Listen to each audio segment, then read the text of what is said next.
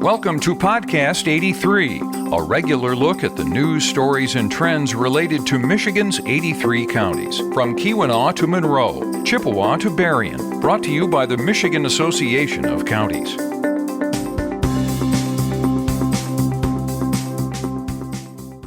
Welcome back, everyone. This is Podcast 83, the podcast put on by the Michigan Association of Counties. I am Deena Bosworth, Director of Governmental Affairs for the Michigan Association of Counties. And Meghann Keit, the Legislative Associate for us, is with me today. We are going to talk a little bit about the federal infrastructure package that passed in Congress and is now sitting on the president's desk. We'll talk a little bit about four-year terms. We'll talk about 911. So let's just kind of jump right in. Meghann, I mean, you were on the call yesterday. Why don't you tell us a little bit about what you heard on the federal infrastructure stuff? Yeah, I mean, it is really comprehensive. We're looking at $1 trillion of investment from roads and bridges and typical infrastructure items, but also public transit, airports, clean water. So ensuring that we get all the lead pipes out of our homes here. Broadband, of course, there was about $65 billion worth of more broadband funding, and there's specific programs for rural areas. And so I think, overall, just really comprehensive. And I think for Michigan, I mean, pretty significant, particularly when we just got all of these rescue plan dollars. So we've been talking about that. Now we have more money coming in. The latest numbers I saw was about $563 million for bridges, $7.3 billion for road infrastructure. And so really it just kind of ties into just the larger conversation, how we, use some of the money we have now to affect immediate change, but also, this last plan and what the Congress just passed and sitting on the president's desk is over 5 years, right? So I think they're trying to say, yeah, we have immediate needs, but we also need to make sure that we have time, because we know workforce and labor issues and all of these things are still some hurdles there. So it's a little bit longer, but we know it's significant investment. And I think a lot more to be coming as far as the, details on some of these programs and eligibility for our counties and states, frankly, on how to use some of these funds are still coming. It looks like over $10 billion to Michigan, over the 5 years, of course. I mean, it's not all at once, but, the bulk of the money, from what I understand, is really from that Surface Transportation Reauthorization Act. So it is that $7.3 billion for roads. And looking at the breakdown, I mean, it's going up over hundreds of millions of dollars each and every year as it comes in. I think this year we're at like 1.1 billion. Next year it's scheduled to be almost 1.4 billion. Scaling all the way up to, let me see, what is it in fiscal year 26? Over 1.5 billion. Just for fiscal year 26. So a huge investment in our road infrastructure, which is clearly desperately needed. I mean, how many times have we heard fix the damn roads, right? A lot. I think that's fantastic. I think it's really interesting too on the electrical vehicle infrastructure. I was on a call yesterday with the White House and government affairs team. Especially in places like northern Michigan, where you have a lot of tourism, a lot of folks going up there in the summer, but maybe it's not easy to pull off that highway and charge your vehicle. So there's a lot of money in there to enhance those programs. So some significant investment that we haven't really seen in the past, just because I think of all of the new technology and, things out there that people are using. Funny that you say that, though, because part of that Surface Transportation Block Grant is for three of the things that you just mentioned. Really the more rural areas, for electrical vehicle infrastructure, for wildlife crossings, and for projects to increase tourism, which we know, in Michigan is just beautiful and great, to promote tourism too. So tons of money to really help our state. I saw a lot of things in there for airports. So airport infrastructure, We've got more money for the state revolving loan fund for water. So that's the 29 billion. You were talking about the lead line service replacement. So that's part of it. Over $42 billion in that bill for broadband. Total breakdown for the state. I don't have that yet, what we'll get, but there's money in there for battery processing, for cybersecurity, for increasing security in our and resiliency in our electrical grid, brownfield restoration dollars, just tons of different programs. We'll continue to watch it for everyone, just so you know. And today is November 9th. I'm not quite sure when the podcast will air, but just for our members, NACO is doing a call at 4:15 today on November 9th to kind of go over some of these programs, what it really means, how, they think right now money might be allocated. So if you hear this or listen to this podcast after that, go back and listen to the NACO recording of the call that we're going to have today at 4:15 for more information on all of these programs. And we'll make sure to keep updating it and putting it in our Friday legislative updates, so you guys have direct links to all of that. Yep. Gosh, we'll send out NACO analysis too, hopefully. All right, on to bigger and better news. We have a vote this afternoon or tomorrow on our 4-year county commissioner term bills. So excited. So as you know, Senate bills 242 and 245 passed out of the Senate with an overwhelming majority. They went over to the House, and they are now on the House Local Government Committee, Local Government and Municipal Finance. We had a hearing on it 2 weeks ago, and it was a very lively debate.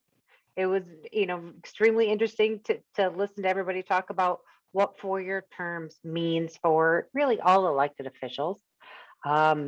So after a week off, we are scheduled to have the bills back up in committee on the 10th at noon for a vote. Keeping our fingers crossed. Once that happens, then we've got to wait a little while. But this is the furthest we've ever gotten on these 4-year term bills, and it's pretty exciting. So once it gets out, it'll be on the House floor, but the legislature's going on a break.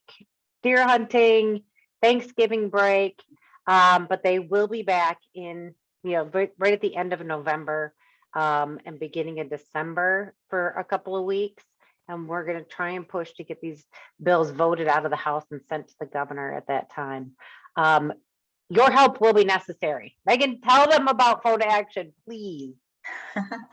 Yeah, well, we have the Phone to Action Advocacy Campaign Center. It's right on our website. We send direct emails, and it's 2 clicks.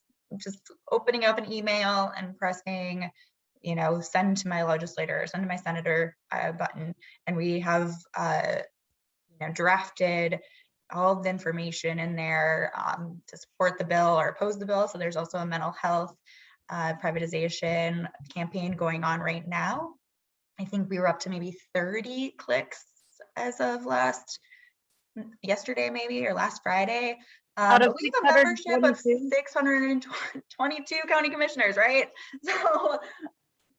So we need some more clicks. So go on there, check it out. Again, it's always reiterated in our Friday legislative updates when we'll put out the Phone to Action for our 4-year county term bills. So we want to see more engagement, more click numbers. We watch those daily. It's kind of exciting to watch those, except when they're in the low numbers. So we want them to be higher. She's absolutely right, though. And to everybody who is listening, please understand, we're doing our best to get this legislation passed or stop legislation that we don't like. But your voice is so important. And if you want to help us get it over the hump, you've got to engage. You've got to click on those, reach out to your legislators, call them, talk to them, support the bills that you want to support, oppose the ones that we don't want you to support. So just kind of we need you. Let's get it over the hump. Let's get some of these things, off the table so that we can continue on with more important stuff. Speaking of really important stuff though, Meghann, you've got a 911 issue you want to talk to everybody about.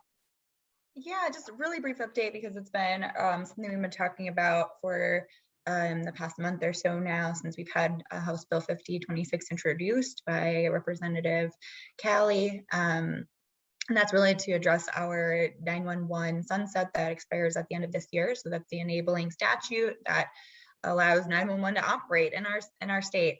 That expires. So there's a bill going through. It's gone through the House.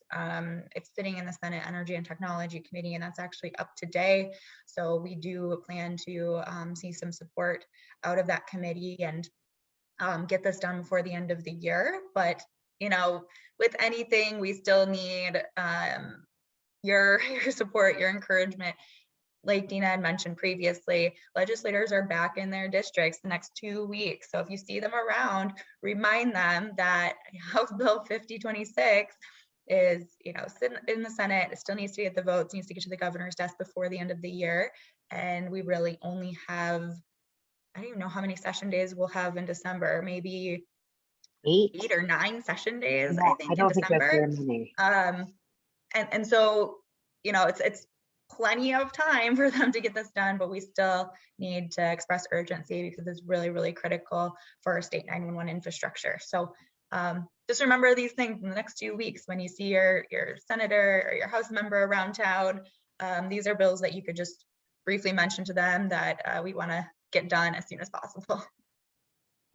I just want to wrap up by reminding our members too that we're working as part of that coalition to help the state allocate their American Rescue Plan funds. So we've been meeting with legislators and talking about it. We've got, some op-eds that are being written and really trying to focus in on getting them moving on allocating these funds. If you think about it, waiting for this infrastructure money is not the answer. There are all kinds of things that these American Rescue Plan funds can be spent on and allocated toward. If the state utilizes their almost $6 billion that they have left, the $5.7 billion they have left, and they match that with our local monies or send that grant money out to our locals, what we're doing at the local level can go so much further. The coalition's focused on public health and safety. It's focused on housing, workforce development, economic development, broadband, water infrastructure. What am I forgetting? There's one more. I'm forgetting something. Fiscal health, fiscal health and stability. Yeah. So, working very hard. It doesn't have to be our exact plan, but we really want them to start allocating these funds because the longer we go without allocating these funds, the harder it's going to be to have the labor that Meghann mentioned earlier, to have the materials and the resources to do the work that we need.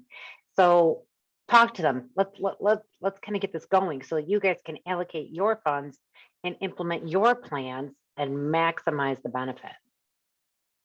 Okay, now you've heard our pitch on everything. Talk to your legislators. Talk to them. Bring them an apple pie on Thanksgiving and say, here you go. Please do what I need you to do. I don't know. Pumpkin pie on Thanksgiving, right? It's my favorite. Yeah, that's true. Pumpkin pie. I know. Okay. I think that kind of covers it. We're going to be gone for a little while. We're going to have another podcast after they come back after Thanksgiving. So if you need anything in the meantime, call us, send us an email, talk to your legislators. We're here for you. We'll answer whatever we can answer. And then after they're gone, or after they come back, we'll let you know what's happening for the last few weeks of that year. So anything else, Meghann? Any final thoughts? No, just hope everyone has a good Thanksgiving and, good, if you're a hunter, good luck out there. I do not really enjoy that because it's cold usually, and I don't like to sit out at 4 a.m. in the cold, but more power to you if you're out there. Beautiful. All right. Good luck, everyone. Have a happy Thanksgiving, and we'll see you soon.